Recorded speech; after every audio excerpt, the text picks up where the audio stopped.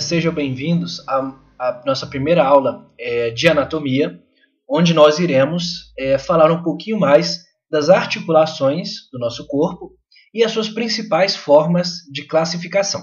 Vamos lá então. Bem, primeiramente a gente tem que definir o que seriam as articulações.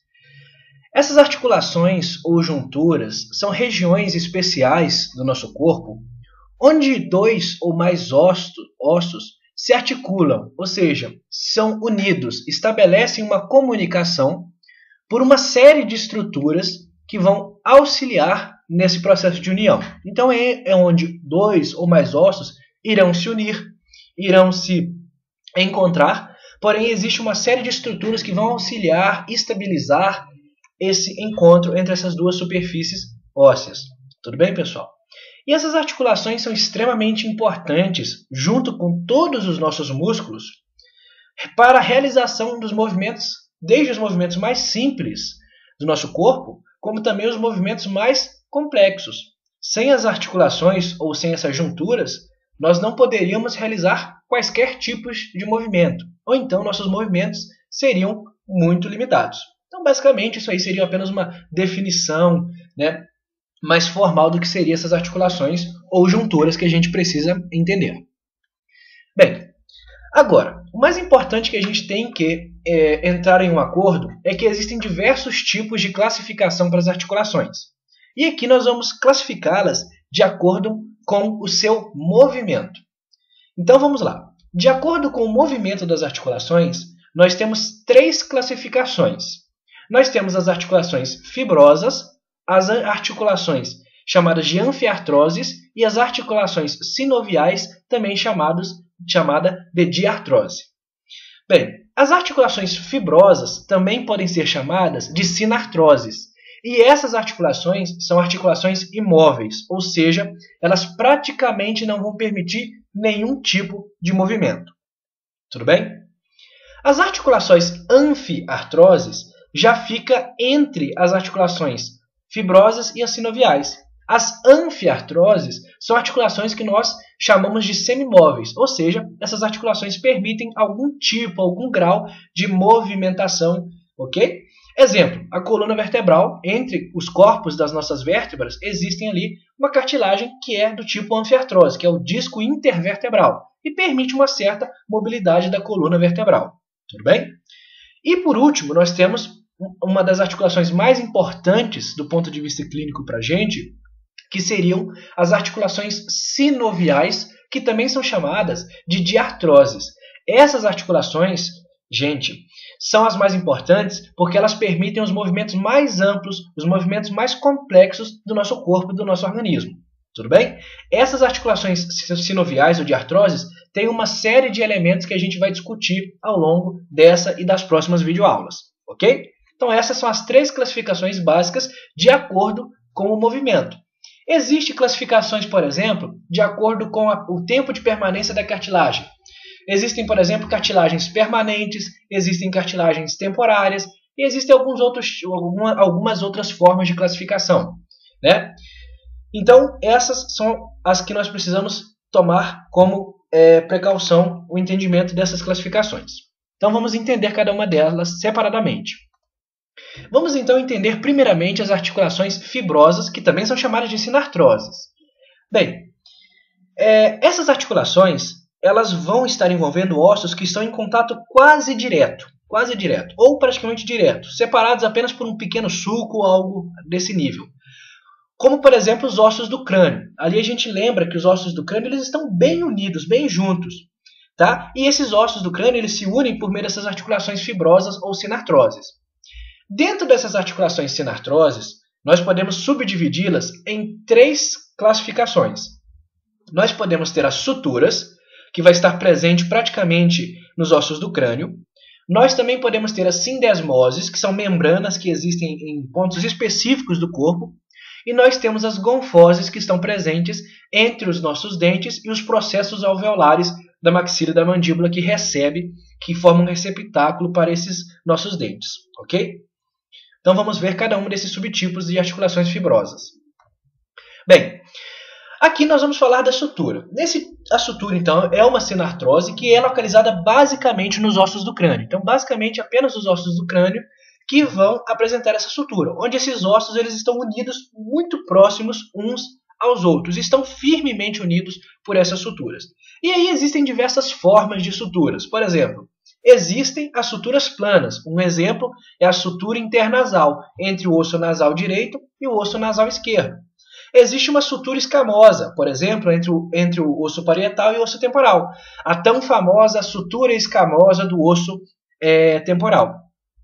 E existe, por exemplo, uma sutura serreada, como a sutura sagital, que faz aquele corte sagital no crânio, naquele eixo sagital do crânio. Então, são algumas formas de suturas que existem. Tudo bem? Então, aqui a gente pode observar um exemplo de sutura serreada, que seria a sutura sagital, que existe aqui na região sagital, no eixo sagital do crânio, que seria essa sutura aqui, que é a sutura sagital. Uma sutura escamosa, que é entre o osso temporal e o osso parietal. Uma sutura plana, que seria aqui entre os ossos nasais, entre o osso nasal direito e o osso nasal esquerdo. Ok?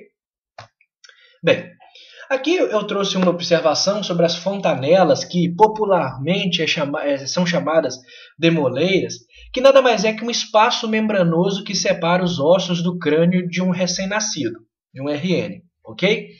E qual que é a função básica dessas fontanelas?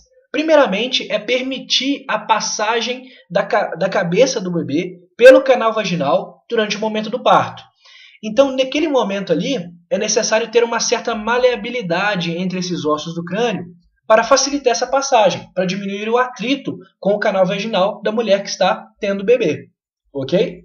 E outra função extremamente importante dessas fontanelas seria em relação a permitir o crescimento do sistema nervoso, ok? A permitir o crescimento do sistema nervoso, que cresce até cerca dos 2 anos de idade. Até os 2 anos de idade, o cérebro do bebê vai ter a metade do tamanho de um cérebro adulto. E aí, até nesse momento, essas fontanelas elas já vão estar se fechando, se ossificando. Tudo bem? E existem 4 tipos principais. Nós temos aí a fontanela anterior, né, ali próximo ao osso frontal. Nós temos uma fontanela posterior entre o osso occipital e os ossos parietais. E nós temos uma fontanela esfenoidal e uma fontanela mastoide. Né? Essas fontanelas são importantes durante o exame clínico, por exemplo, de bebezinhos. Elas podem indicar, por exemplo, um processo de desidratação, no caso dessas membranas estiverem afundadas. Isso sugere para o médico a desidratação do bebezinho. Tudo bem? Existem também fontanelas acessórias, como vocês podem ver aí na imagem, e também, de uma forma geral, o que mais importa é que existem essas 4 fontanelas e saber as funções dessas fontanelas. Existem doenças em que o bebê já nasce com essas fontanelas fechadas e aí isso vai causar grandes problemas para o crescimento do sistema nervoso central. Ok? Bem, vamos falar dessas sindesmoses. É muito simples. A sindesmose é um tipo de articulação fibrosa em que existe uma membrana fibrosa. Essa membrana fibrosa ela é feita principalmente de fibras que têm colágeno do tipo 1, que é o colágeno mais resistente que existe. E essa membrana ela vai se interpor entre alguns ossos do nosso corpo. E aí existem 2 regiões muito importantes que apresentam essas sindesmoses. Existe uma membrana que é uma membrana chamada de membrana interóssea, ou seja, uma membrana que fica entre os ossos, entre o rádio e a una. Então existe uma membrana interóssea radio-unar e existe uma membrana interóssea entre a tíbia e a fíbula, que é a membrana interóssea tiofibular. Tudo bem? Então, são essas 2 regiões mais importantes onde nós vamos encontrar essas sindesmoses no nosso organismo, no nosso corpo. E por último, nós temos as gonfoses. Tudo bem, pessoal? Essas gonfoses são articulações bastante específicas entre os dentes e os seus respectivos processos alveolares, da mandíbula e da maxila. Praticamente essas gonfoses não vão permitir movimento, a não ser no bebê, no momento de troca desses dentes. E no idoso, isso pode ocorrer. Aí a gente tem uma fragilidade dessas regiões que vai levar com que esses dentes eles caiam. Né? Então o bebezinho ele tem a sua primeira dentição e depois ele precisa substituir esses dentes, então, nesse momento, essa gonfose permite uma certa mobilidade. Mas a principal função dessas gonfoses é permitir e amortecer os movimentos mastigatórios. Tudo bem? Beleza. Então a gente falou aí as três principais subdivisões das articulações chamadas de sinartroses, que são as imóveis, que são as gonfoses, as sindesmoses e as suturas. Bem, agora vamos falar um pouquinho sobre as anfiartroses, que são aquelas articulações que permitem uma certa mobilidade. Não são movimentos complexos, movimentos amplos, mas elas permitem uma certa mobilidade. Bem, essas anfiartroses também elas são chamadas de articulações cartilagíneas ou cartilaginosas. Elas também podem ser chamadas dessa forma, ok? E existem basicamente dois tipos de articulações cartilagíneas ou anfiartroses, que são as sincondroses e que são as sínfises. Então nós dividimos as anfiartroses em sincondroses e sínfises. As sincondroses são regiões onde existe ainda cartilagem hialina. Geralmente essas sincondroses são articulações temporárias, tá?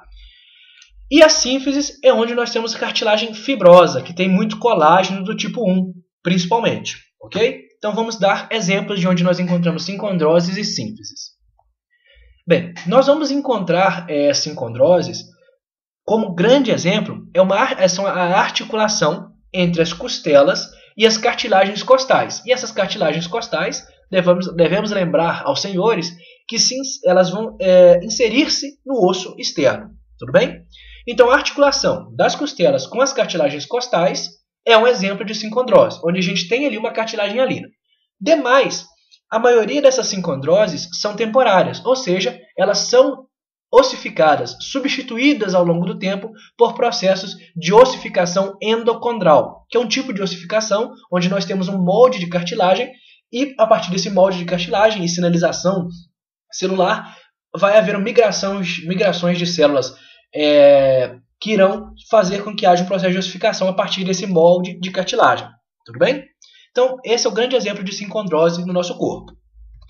Agora, as sínfises são regiões onde nós vamos ter cartilagem do tipo fibrosa. Essa cartilagem fibrosa ela tem uma disposição de fibras colágenas diferenciada, né, de forma a resistir à tensão. E esse colágeno, predominantemente, é colágeno do tipo 1, que é o tipo de colágeno mais resistente.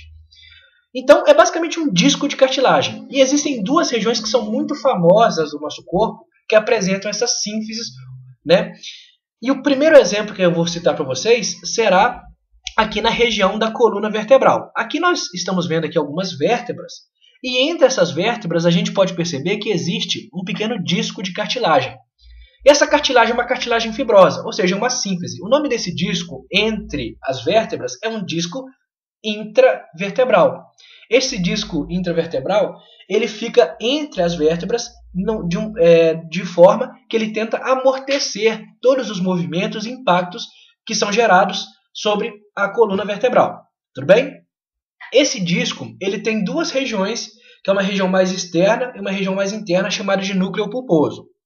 Uma correlação anatômica clínica com esses discos intervertebrais é a famosa hérnia de disco. Quando esse disco ele se desloca de sua posição inicial, fazendo a compressão de algumas raízes nervosas que partem da medula espinhal, levando à tão famosa dor irradiada, que é a dor por compressão de raízes nervosas, onde vai doer a região glútea, a região do membro inferior, podendo promover dor em todo o membro inferior, no caso da hérnia de disco.